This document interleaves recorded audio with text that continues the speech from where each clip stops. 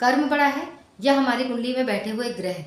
किसके हिसाब से हमारे जीवन में उतार और चढ़ाव हमको देखने को मिलते हैं? कर्मों के हिसाब से या कुंडली में बैठे हुए ग्रहों के हिसाब से?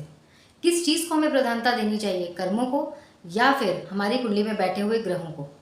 बहुत से लोगों के मन में ये डाउट रहता है कि कर्म से हमारा जीवन आगे डिसाइड होगा कि कैसा कटना है, या फिर हमारे जो प्लैनेट्स कुंडली में बन करके आके बैठे हैं उनके हिसाब से डिसाइड होगा कि हमारा जीवन कैसे कटना है। तो आज इस वीडियो में मैं आपका कन्फ्यूज़न बिल्कुल 100% दूर करने की पूरी कोशिश करूंगी। इस वीडियो को अंत तक ज़रूर देखें। मेरे वीडियोस अच्छे लगते हो चैनल को लाइक करिए, सब्सक्राइब करिए और आगे खूब सारा शेयर कीजिए।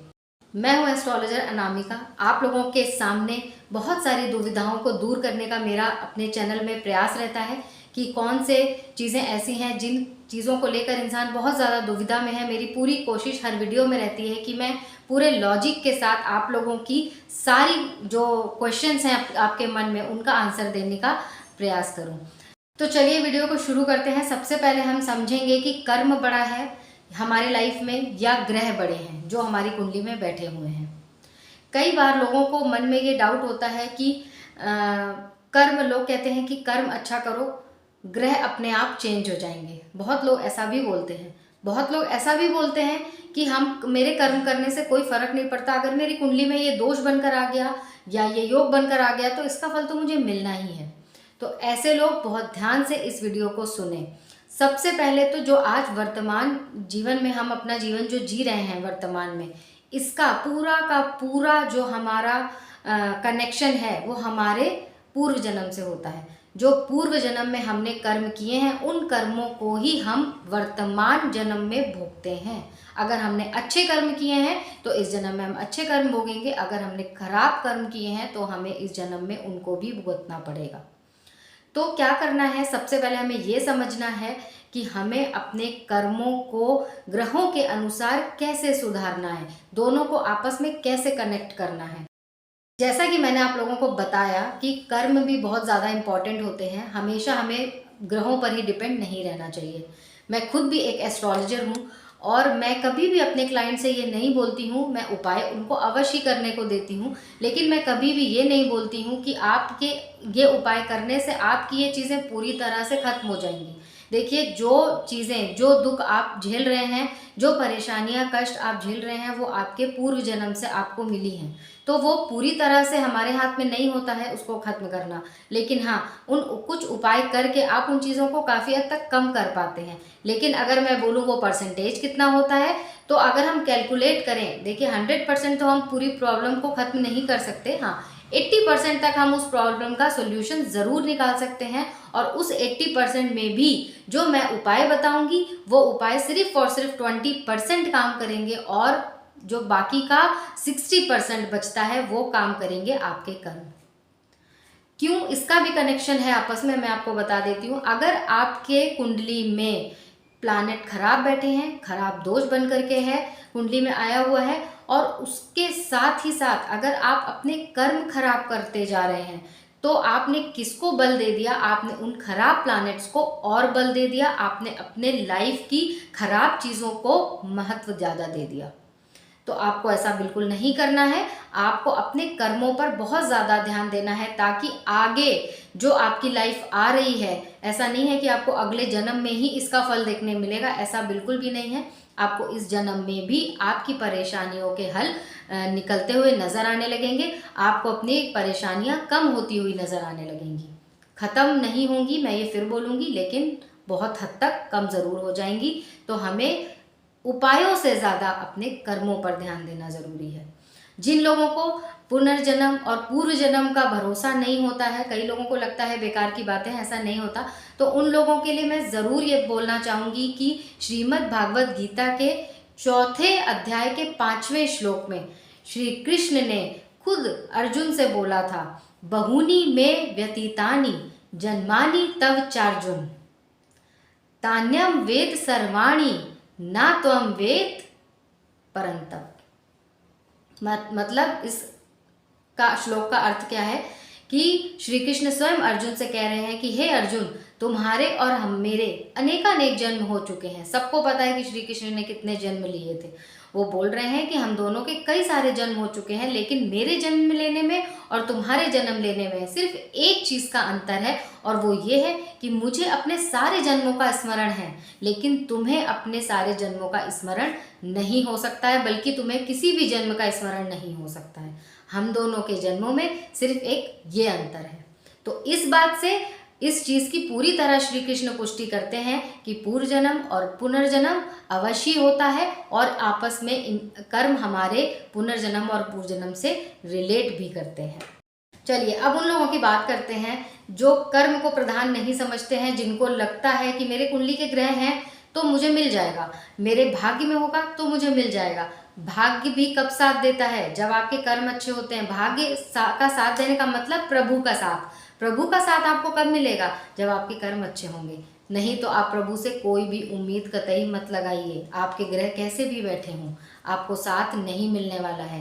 अगर इसकी भी पुष्टि आपको करनी है तो आप चले जाइए रामचरितमानस के अयोध्या कांड के 218वें दोहे के चौपाई नंबर 2 पर।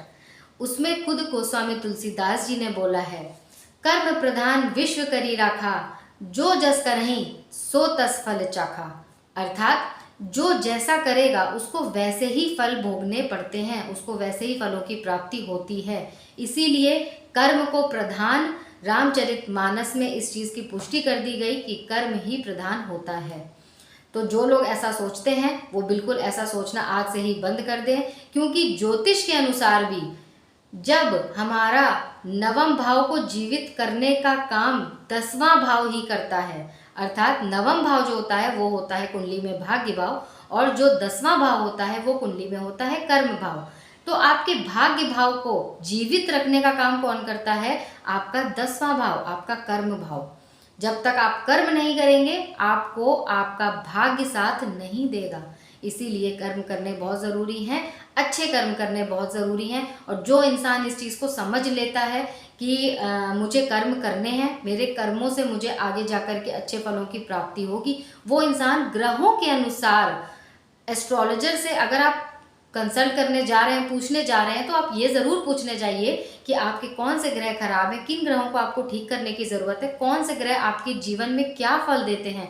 ये समझने के बाद अगर आप उन ग्रहों को अपने कर्मों से कनेक्ट करके ठीक कर लेते हैं, अपने कर्मों के द्वारा उन ग्रहों को ठीक कर लेते हैं, तो आपकी बड़ी से बड़ी प्रॉब्लम बहुत छोटे रूप में आ जाएगी। आपको बहुत लाइटली वो चीज़ें आपकी लाइफ में हो जाएंगी, आपको मालूम भी नहीं चलेगा।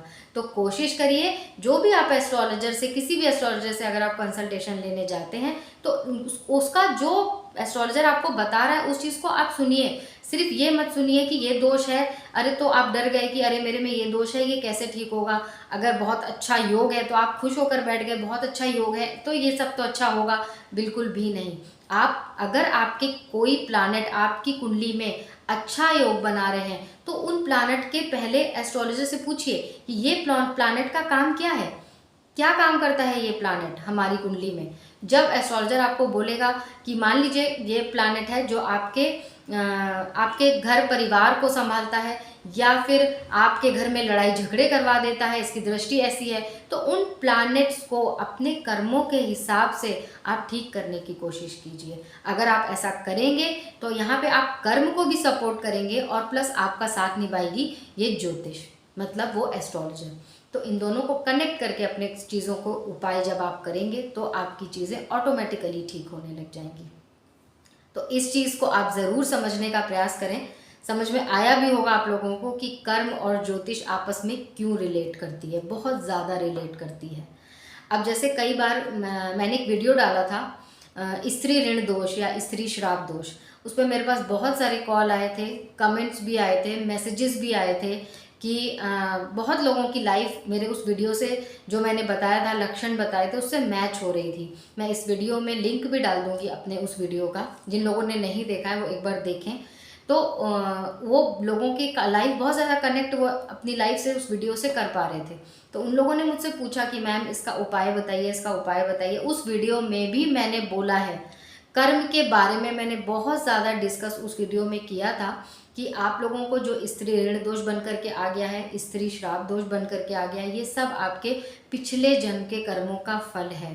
तो उपाय ज़रूर होता है इसका, ऐसा नहीं कहूँगी कि नहीं है, इसका पूजन भी होता है, सब चीज़ें होती हैं। लेकिन अगर आप अपने कर्म वैसे ही रख रहे हैं जैसे आपके पिछले जन्म में थे, तो ये उपाय कुछ भी 1% भी काम नहीं करने वाले हैं। आपको उनको अपने उपायों को जीवित रखना आपके कर्मों के हाथ में होता है, प्लस आपके विश्वास के हाथ में होता है कि आप जो उपाय कर रहे हैं, आप जो अच्छे कर्म कर रहे हैं, तो डेफिनेटली चीज़ें अच्छी होनी ही हैं। ये आपके माइंड में हमेशा रहना चाहिए, तभी वर्क करते हैं उपाय। तो वो वीडियो आप एक बार देखिए तो आपको और अच्छे से क्लियर होगा। और भी मैंने बनाए हैं, पितृ दोष पे वीडियो बनाया था, काल सर्प दोष पे वीडियो बनाया था। तो ये सारे जो वीडियोस मैंने बनाए थे, इन सब का कहीं ना कहीं आधार कर्मों पे ही था। मैंने इस हर वीडियो में बोला भी हुआ है कि आप अपने कर्मों को ज़रूर सुधारिए, तो आपकी लाइफ ऑटोमेटिकली अच्छी होने लग जाएगी। आपकी हर तरफ से आपकी हेल्थ में बड़ा अच्छा होगा, आपके को फाइनेंशियली लाभ होगा। जो रोग दोष बन गए हैं देखिए, उनको मिटा तो नहीं सकते हैं, लेकिन हाँ, अपने आज की चीज़ों से हम उनको बहुत हद तक कम कर सकते हैं और ये प्रयास कर सकते हैं कि नेक्स्ट जो हमें जीवन मिले, नेक्स्ट जो जन्म मिले, वो हमें अच्छा मिले, उसमें हमें ये परेशानियाँ ना भोगनी पड़े। मैं उम्मीद करती हूँ कि आप लोगों को आज का वीडियो पसंद आया होगा। धर्म, कर्म और ज्योतिष, ये तीनों चीज़ें कहीं ना कहीं हमारी लाइफ में बहुत ज़्यादा इम्पोर्टेंस रखती हैं, लेकिन हमें इन तीनों चीज़ों को आपस में हमेशा कनेक्ट करके, रिलेट करके ही आगे बढ़ना चाहिए। सिर्फ आप ज्योतिषी उपाय से अपनी लाइफ को ठीक नहीं कर सकते हैं, सिर्फ आप पूजा पाठ करके भी अपनी लाइफ को ठीक नहीं कर सकते हैं, जब तक आपके हाथ में आपके अच्छे कर्म ना हो। तो प्रधानता किसको मिली है? प्रधानता कर्मों को ही मिली है। तो आप अपने कर्मों को सुधारिए, अपनी लाइफ को अच्छा बनाइए। अगर आपको कुछ पूछना है, कोई कंसल्टेशन लेना है, तो मेरा नंबर नीचे फ्लैश हो रहा है, आप उस नंबर पर व्हाट्सएप करके कंसल्टेशन बुक कर सकते हैं। तो मैं आपकी इस चीज़ को आपके प्लैनेट्स से, आपका जो कर्म है उसको रिलेट करके उपाय बताने में आपकी मदद करूंगी। आप बने रहिए मेरे साथ नेक्स्ट वीडियो में भी। तब तक के लिए नमस्कार।